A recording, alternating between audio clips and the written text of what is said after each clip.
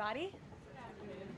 I brought a very special guest with me today, as you can see, Secretary McMahon. So I will begin my remarks. She's going to speak, and then we'll take some questions. She'll take questions, and I'll take questions from you as well.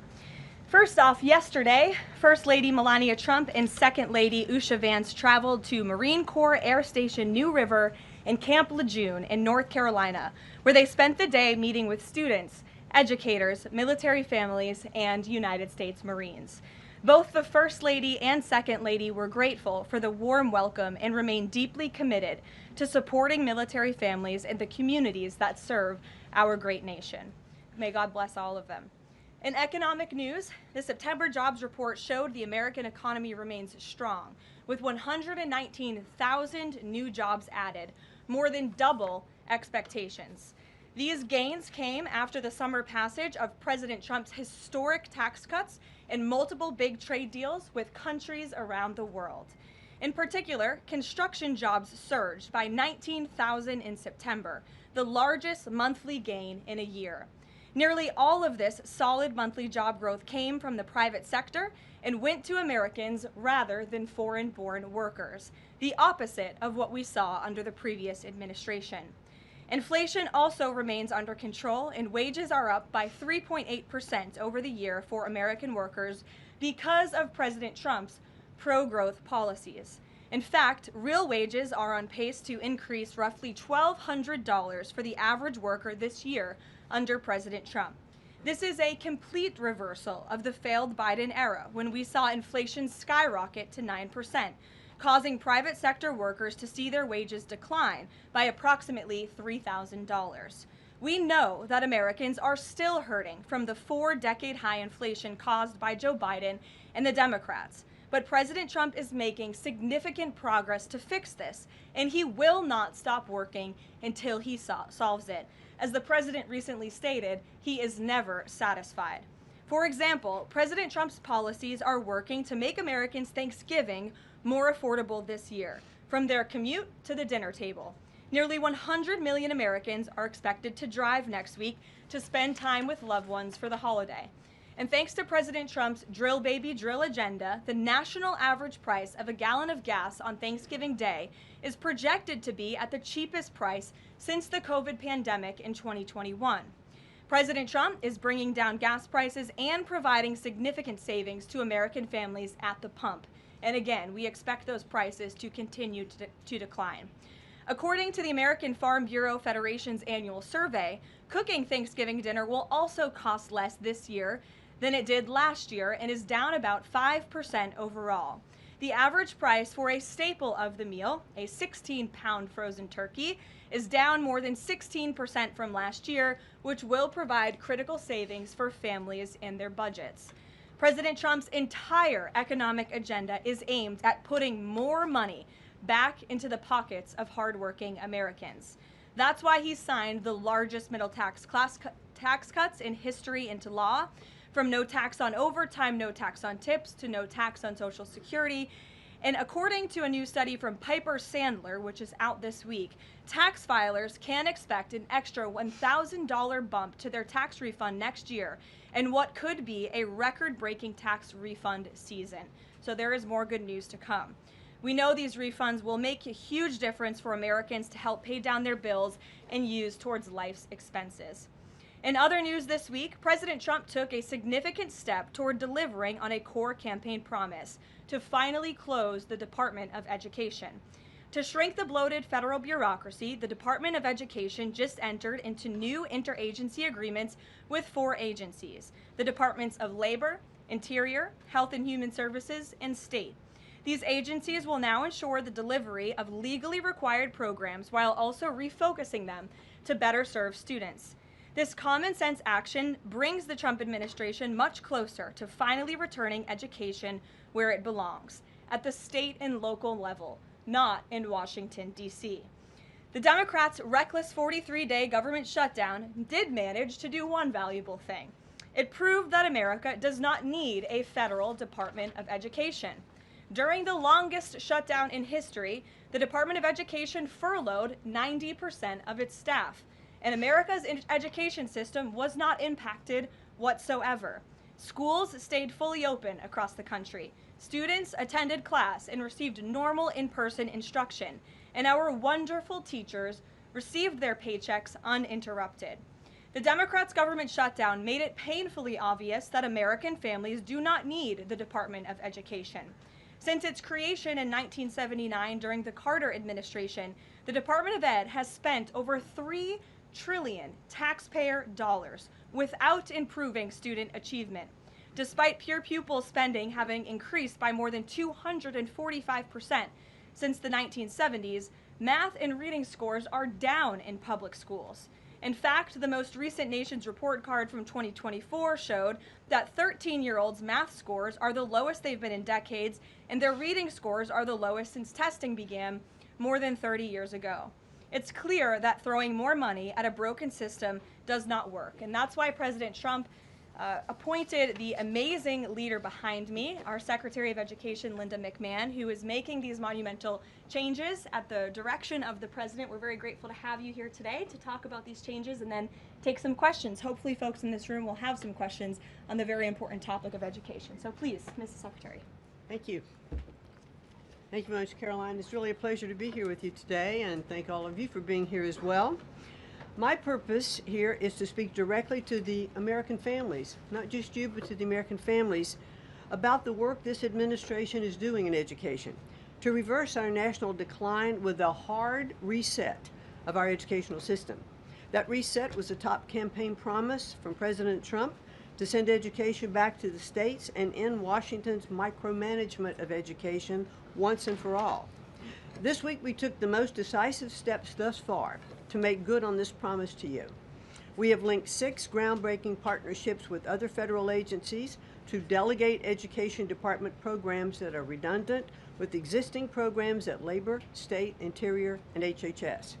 These interagency agreements to cut our own bureaucratic bloat are a key step in our efforts to shift educational authority from Washington, D.C. to your state education agency, your local superintendent, your local school board, entities that are accountable to you, and we encourage parents to always be involved. Cutting federal bureaucracy is never a popular move among D.C. insiders. A chorus of anti-Trump voices have come out of the woodwork to complain that we are defunding education, harming students, or acting without a plan. This could not be further from the truth.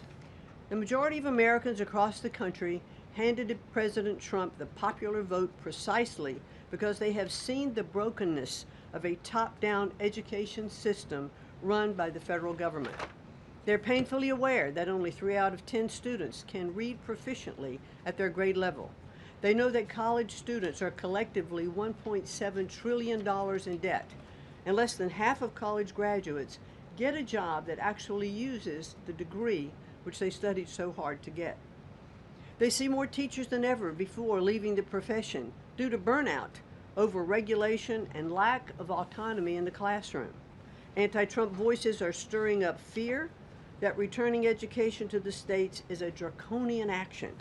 When Americans hear that we are shutting down the department, but given no other details, 51% oppose it.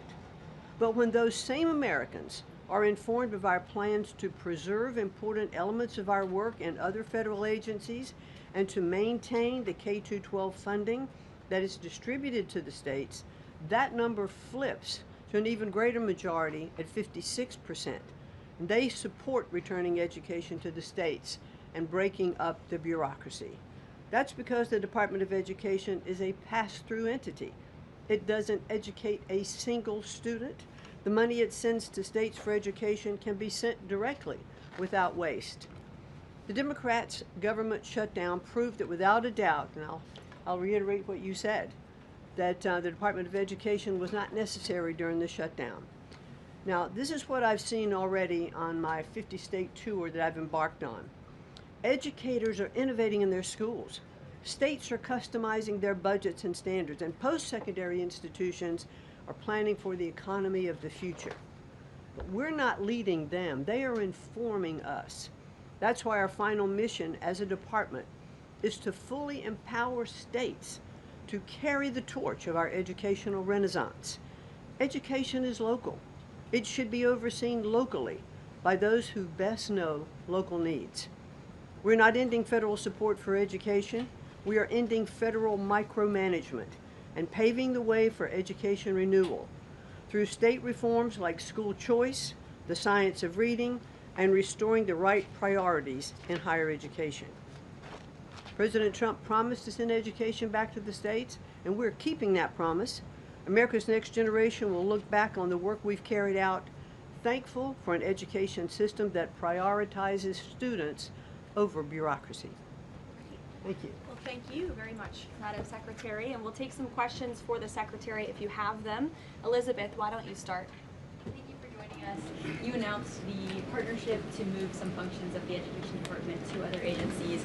Are you talking to members of Congress about codifying this so that it lasts beyond the administration?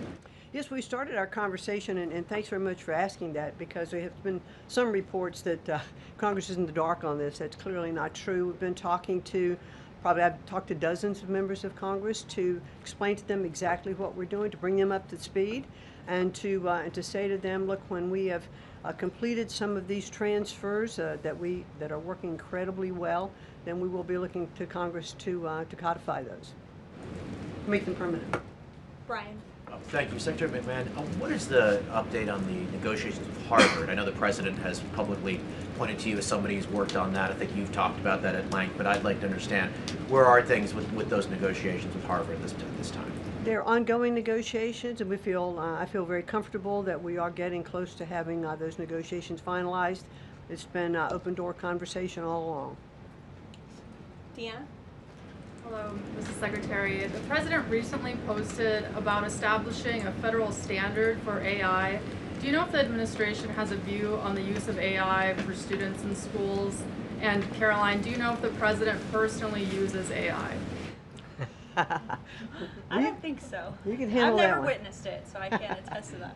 Well, I do think AI is going to need guardrails, but I have witnessed AI firsthand. I was at the Alpha School in Austin, Texas, and the first 2 hours of every day in that school, students are learning through AI. They have their headsets on, they're in front of their screens, and the AI is really acting as like an individual tutor for those students, allowing those students that can progress faster to do that.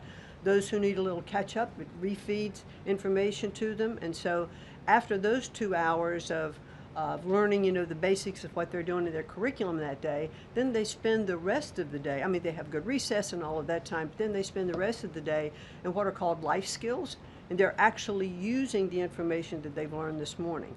So I've seen some AI in action that is really proving quite beneficial. Michael. Thank you, Karoline. Secretary McMahon, as the Education Department continues to pare down, can you talk about taxpayer services like charter school grants and how the department will continue to assist kids with special needs? Well, we are going to make sure that there's no interruption in getting that grant money out the door. I mean, that money is, it comes from Congress, it's appropriated by Congress, and we legally are obligated to do that. And the transitions we're starting to make, our first programs that went over to the Department of Labor, that was a few weeks ago. We actually signed the first interagency agreement, which we accomplished under the authority of the Economy Act.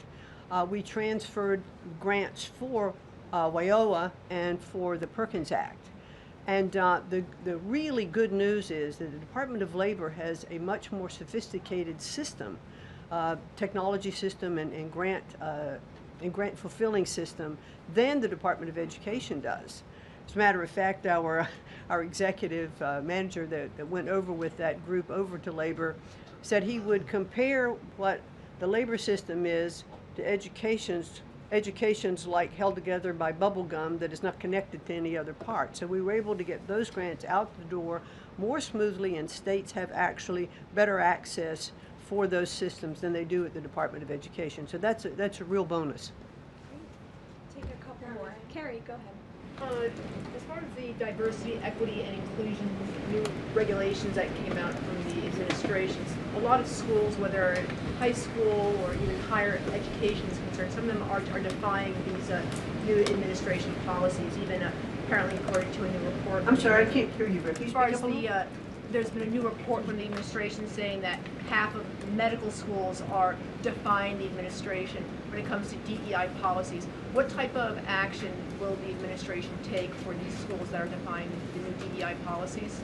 Well, certainly the president has been very clear, and the Department of Education has taken measures to make sure that as schools are developing, their policies, or if they have open DEI offices, they're closed, or DEI regulations and rules are stripped, from their programs, and so that will continue.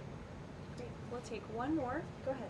Thank you, Karoline. Secretary McMahon, my question is, since you said 3 out of 10 students are literate with regard to their reading capacity, would now the states help to improve those numbers since you have gone back to the states?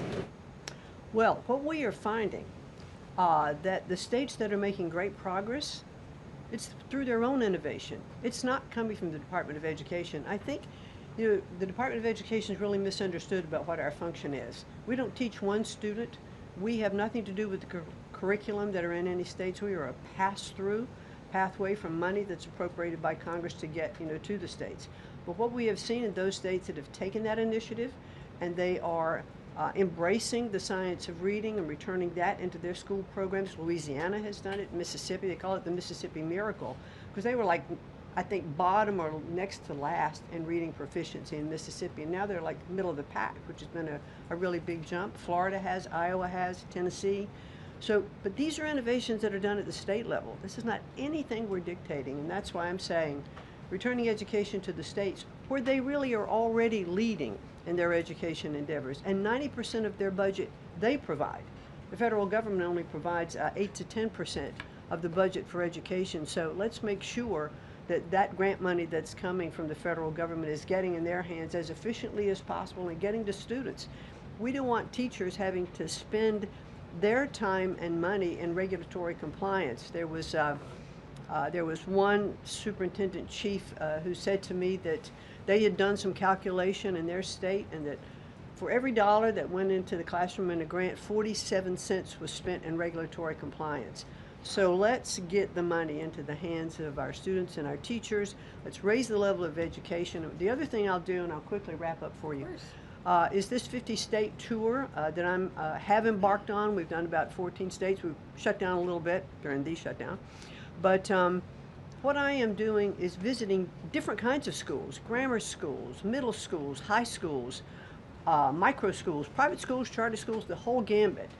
And in the end, my goal will be, as we step away and fully deliver education back to the states, is to provide them with a best practices toolkit of all of the things that I have seen around the country to say, hey, this is working.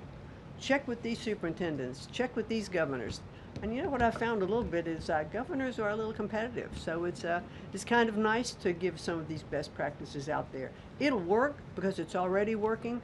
If we leave it with the people who are closest to the students, the president believes, as do I, the best education is that's closest to the child, and parents' involvement is critical to the success. Awesome. Thank you so Thank much. you, Linda. It's a Thank you pleasure. so much. Thank I you. appreciate your coming All right. today. Thanks for your great work. Whoops. And Thank she's you all very much. a busy lady, so we'll let her Come get on. back to work. All right. Thank you again. Well, let's get to it. You guys were so calm with her. I wish you were that calm with me. We'll kick off with our new media suite as always. Javier, why don't you start us off and then we'll get to the rest of the room. Go ahead. Thank you very much. My name is Javier Negre. I'm from Spain. I'm the owner of the biggest media platform in Hispanic politics with brands like La